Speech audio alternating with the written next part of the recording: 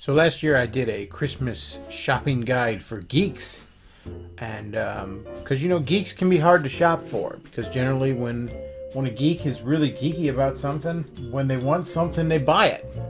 So you got to think a little outside the box for your geek friends and family that you want to shop for this Christmas season. So like I said, I did a guide last year. There'll be a link in the description down below, folks. You should check that out because all those ideas are still good. But let's put out some more ideas, shall we? So maybe you have a friend who's a big fan of Battlestar Galactica. Well, Dynamite does a Battlestar Galactica comic. In fact, they've done a few comics based off of it, both based off of the original show and the more contemporary show.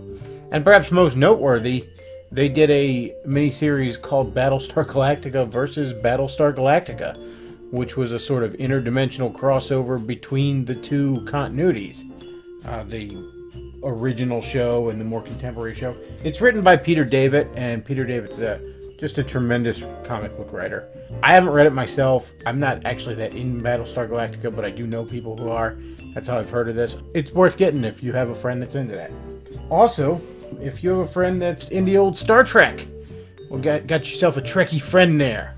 There's some really great Star Trek comics over at IDW. A few noteworthy ones. There was a Star Trek Planet of the Apes crossover mini with the original Star Trek and the original Planet of the Apes. There was a few different Star Trek Next Generation Mirror Universe miniseries here recently. There was one called Broken Mirror, which was like looking at the Mirror Universe in Next Gen times. Then there was Through the Mirror, which was basically the Next Gen Mirror Universe is invading the regular universe. And then there's a series after that called Terra Incognita, and it's the Mirror Universe Barclay doesn't like what a dork regular universe Barclay is, so he's decided to take his place. I'm not sure if that third one will have a trade paperback in time for Christmas or not, but I know the first two do. And if anybody was a fan of Next Gen that they'd get a kick out of those. I mean, who wouldn't want to see, Mirror Universe is the one episode of the original series that Next Gen didn't rip off that everyone kind of wishes they had. Great stuff there, great reads. Also, while we're on the topic of comics, IDW also has a tremendous Ghostbusters comic. It's fantastic. I'm a huge Ghostbusters fan myself. The original Ghostbusters is probably my all-time favorite movie. I think the sequel's really good. I thought the cartoon was really good back in the day. I once had a bad dream, though, that they remade that movie with 3 lesbians and a gorilla. But thank God that never happened. Anyways, though, the IDW Ghostbusters comic is great. I've been reading it from the beginning in trade paperback. I think I'm up to like volume 7 now. I love it. Any Ghostbusters fan will love it. They also did 2 different crossovers with Ninja Turtles, which are worth checking out. They're a fan of either Ghostbusters or Ninja Turtles. And speaking of Ninja Turtles and comics, IDW also did not 1, not 2, but 3 different Ninja Turtle Batman crossover minis. And they're all worth checking out. So you should give those a look.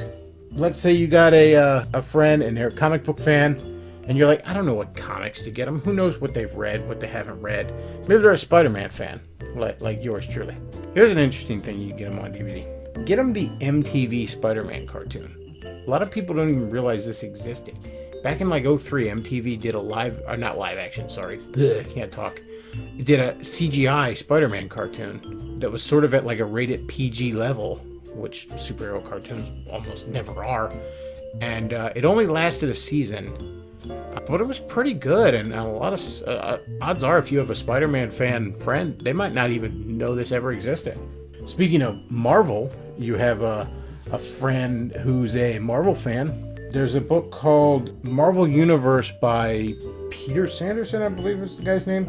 It's a guide to just the Marvel Universe. It was written in '96, but it's this big hardcover coffee table book, full color, and it goes into like the different franchises: X-Men, Spider-Man, Fantastic Four, Avengers, and then there's like a section on anti-heroes like Hulk and Namor, and there's a section on like Marvel horror, like Ghost Rider and Doctor Strange and Tomb of Dracula and stuff like that. But it goes into really great detail about the history of these franchises and getting into some of the mythologies that these things are loosely based off of. or borrow from some classical storytelling that they borrow from. It's a really great read. It's obviously not up to date. It came out in '96, but given the sorry state Marvel Comics is in right now, it not being up to date isn't necessarily that bad of a thing, if you ask me at least. Maybe you got a buddy who's a retro game fan, and you know, I named a couple of things in the last video, but you should check out a book, The Ultra Massive Video Game Console Guide by Mark Bussler, and it's got just that, a guide to various video game consoles that were released over the years. Not just your standard ones everyone knows about, like your Genesis and your Super Nintendo and your PlayStation, but like more obscure ones like a Vectrex and stuff like that. He goes into the history of all these things. It's a really fascinating read. Also, of course, there's the book Console Wars. I don't have the author's name in front of me because I didn't do enough prep because I'm retarded.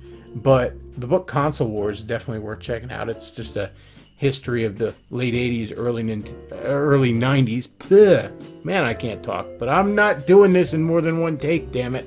The late 80s, early 90s rivalry between the Nintendo and Sega companies. Also, if your buddy's into retro games, some interesting things to get them. Some Retron devices called the Superboy and the FC Mobile 2.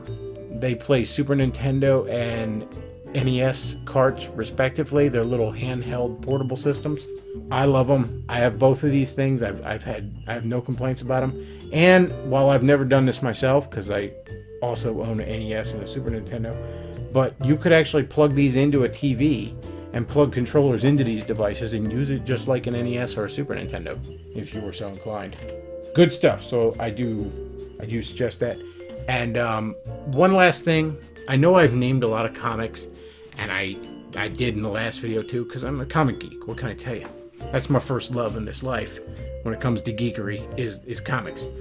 But that's something to keep in mind. No matter what your friend is geeky on, there's comics based off of it, almost certainly. He could be a big Freddy Krueger fan. I'm a Freddy Krueger fan myself, or Jason, or Pumpkinhead, or any other horror icon like that, Mike Myers, whatever. Odds are you can find some comics on it. Odds are you can find some trade paperbacks of those comics cheap on Amazon. Though I'm not sure on Mike Myers now that I think about it, the Halloween stuff. But who knows? Off the top of my head, I don't know. Point is, what your friend's geeky about, you could probably find some decent comics based off of that. Odds are they haven't read. So that would be something I'd suggest. And above all, just like I did last year, I want to wish all you who checked this shopping guide out that I did a crappy job of because I wasn't doing 2 takes. I want to wish you all Merry Christmas. Just have a fantastic time with your friends and family. From me here, the Beckloff, your humble little Bulbasaur, as well as my good animator Luke, just have a wonderful Christmas. That's all I got, folks. Thanks for listening. Beckloff out.